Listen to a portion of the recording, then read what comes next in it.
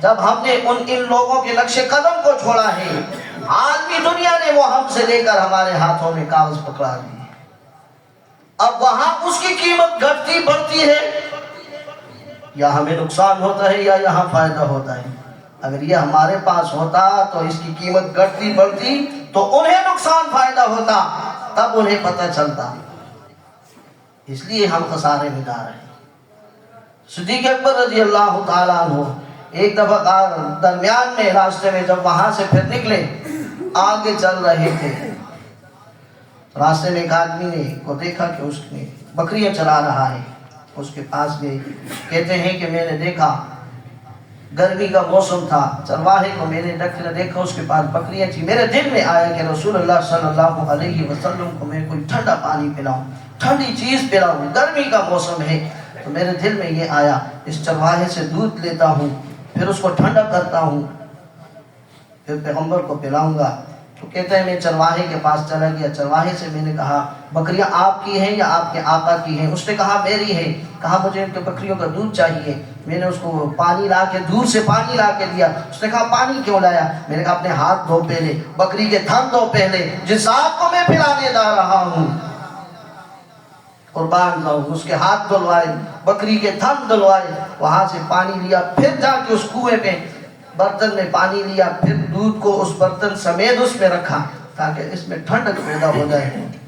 پھر گئے رسول اللہ صلی اللہ علیہ وسلم کے پاس، دیکھا آپ کی آنکھ لگ چکی تھی، آپ کی آنکھ لگ چکی تھی۔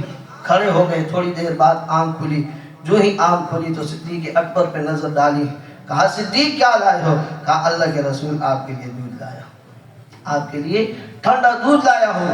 ٹھنڈا دودھ رسول اللہ صلی اللہ علیہ وسلم نے نوش فرمایا، پھر کچھ بچا، کہا صدیق یہ آپ نوش فرما لو، اور وہیں پہ اللہ سے یہ دعا کی، یا اللہ اللہم ارحم ابا بکر، اے اللہ ابو بکر پہ تو اپنا رحم فرما، اے اللہ ابو بکر پہ تو اپنا رحم فرما۔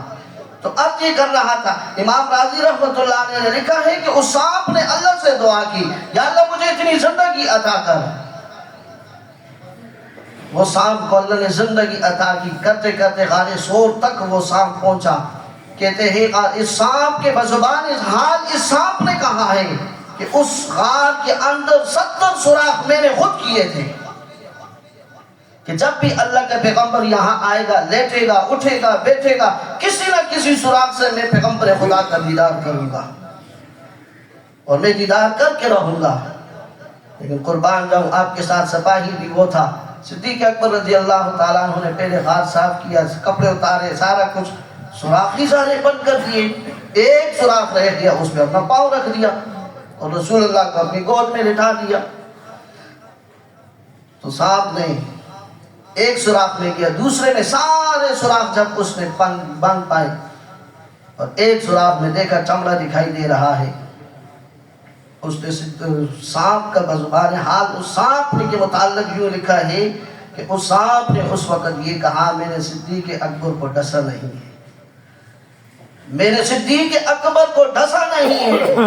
70 غار تھے، 70 غار، ایک کم 70 دفعہ میں نے صدیق اکبر کے قدموں پہ بوسہ دیا ہے، ایک دفعہ بوسہ دیا، دوسری دفعہ بوسہ دیا، تیسری دفعہ بوسہ دیا، پیار کرتا رہا، پیار کرتا رہا۔ لیکن جب میں نے دیکھا پاؤں ہٹ نہیں رہا، آخری دفعہ پھر بالآخر 70ویں بار میں نے ڈنگ مارا صدیق اکبر کو، اس لیے میں نے ڈنگ مارا تاکہ میں پیغمبر خدا کا دیدار کر سکوں۔ میری دشمنی نہیں تھی، میں دیدار کرنے آیا تھا۔ علماء نے آج یہاں نکتہ لکھا ہے، بڑا پیارا لکھا ہے، کہا اگر پیغمبر کا دیدار چاہیے، یہاں چاہیے وہاں چاہیے، پیغمبر کا دیدار چاہیے، یہاں چاہیے وہاں چاہیے، صدیق اکبر کے قدموں پہ بوسہ دینا پڑے گا، صدیق اکبر کے قدموں پہ جھکنا پڑے گا۔ اس وقت تک پیغمبر کا دیدار نہیں کر سکیں گے جب تک صدیق اکبر کے قدموں کی خاک کو اپنی آنکھوں پہ ہم نہیں ملیں گے۔ اس لیے اللہ نے آج بھی ان کے ساتھ سنائے ہیں آخری حدیث، ما بین بیتی و ممبری روضۃ من ریاض الجنہ. رسول اللہ نے کہا یہ جو میرا ممبر ہے، یہ جو میرا حجرہ ہے، اس ممبر اور اس حجرے کے درمیان یہ جو سارا ٹکڑا ہے یہ جنت کا ٹکڑا ہے. یہ زمین کس کی ہے؟ جنت کا یہ ٹکڑا ہے.